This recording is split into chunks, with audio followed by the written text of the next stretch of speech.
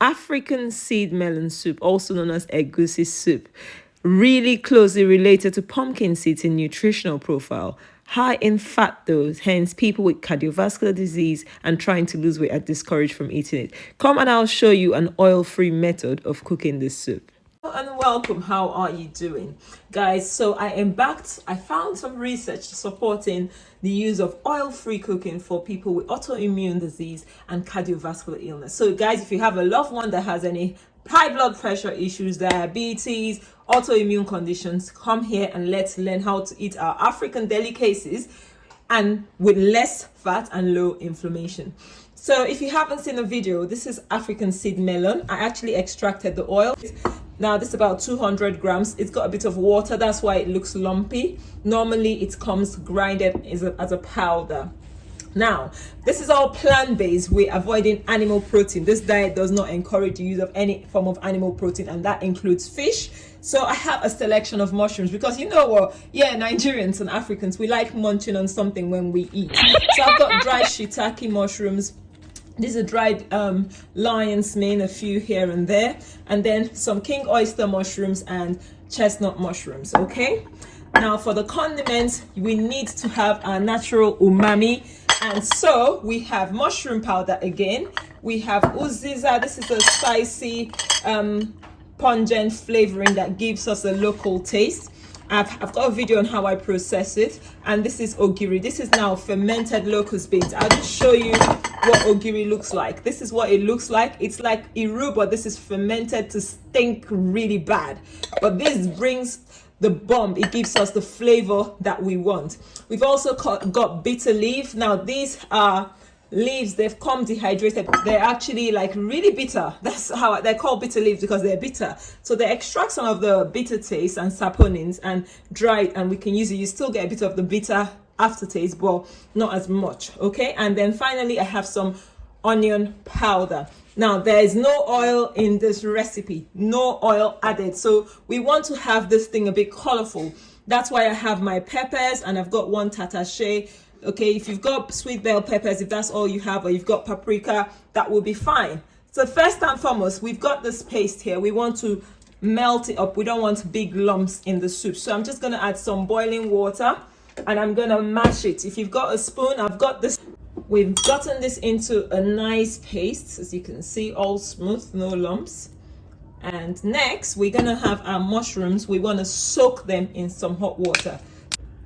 Okay, now to a nice warm pot, you need the pan to be a little bit hot. They actually use little water to test it, but I don't really want to do that because this is cast iron. But let's just show you what I mean. I just add a drop. Can you hear the little fuzz? Because cast iron, if you overheat it, you end up burning it. But can you see that? So once, that's for oil-less cooking, by the way, okay? Once it's hot, warm enough, we'll go ahead and we'll add in our onions, okay? Chopped onions, just pop it in there. The beauty about onions is it's high in moisture. So you can see it's actually cooking, sauteing without oil. Now this onion's been there for about 4 minutes. So we're just gonna add in our mushrooms, and now mushrooms are sauteing, and I'll go ahead and add in our egusi. So that's just the fresh mushrooms. To be honest, you can add the others, but I'm just doing it this way because I want moisture in this pot, and the fresh mushroom also brings moisture in. So does the onions, because we don't want the pot burning. We want to sort of dry fry this egusi to cook it before we add everything else. Now, can you see the bottom of the pan? It's beginning to brown. We don't want it burning. So we're gonna go ahead and add the rest of the mushrooms that have been rehydrating and soaked in water. With the water, mind you, we've washed this previously. Egusi is notorious for sticking to the pot, but because we're using no oil, it's even gonna be worse.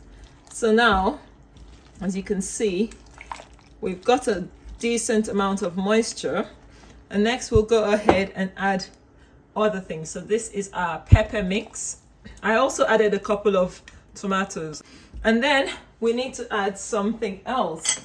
We need to bring the flavor of this soup up. We're gonna go with the ogiri. This is the fermented locust beans. I'm gonna use a whole teaspoon. We're gonna go ahead and add the uziza. We're gonna just let this thing cook on low heat, stirring it occasionally. Okay, this has been cooking for about 10 minutes. It still needs to cook for another 15 minutes. You need the seed melons to cook properly. The color looks it looks nice on camera, but I don't like it. It looks a bit too pinkish, too fake. So now guys, I'm gonna try and make this color look better by adding some turmeric. Now don't come for me, okay? If you have to do without oil, meat, you can allow some funny things in the food. So we're just doing this for the color. Obviously turmeric has numerous health benefits, but I've never had it in soup, never before. This is my first time. But I'm trying to make this thing look a bit appealing for me. And obviously changing the color slightly. Look at the difference. Can you see what that turmeric's done? So we're trying to eat this thing. If you have someone that needs to help themselves and you don't encourage your loved ones to eat things that are going to be beneficial to help them heal. Heart disease is on the rise. People are dropping dead. Yeah, people are having heart attacks without any symptoms. So guys, this is not a bad thing to consume. Obviously, if you don't have any serious health conditions, you don't need to do this. But this is for those of us that don't want to take conventional medications that will not help. So we're gonna cook this for another 15 minutes or so. Actually, I will probably add some salt at this point. I'm using Celtic sea salt, okay? Look at it, it's quite grey in color. I try to use as natural salt as possible. Some people use Himalayan, and you can actually go salt-free, but I think that's hard. Like, personally, I want to have some salt. Even the Bible says you are the salt of the earth. So salt, I think I need it.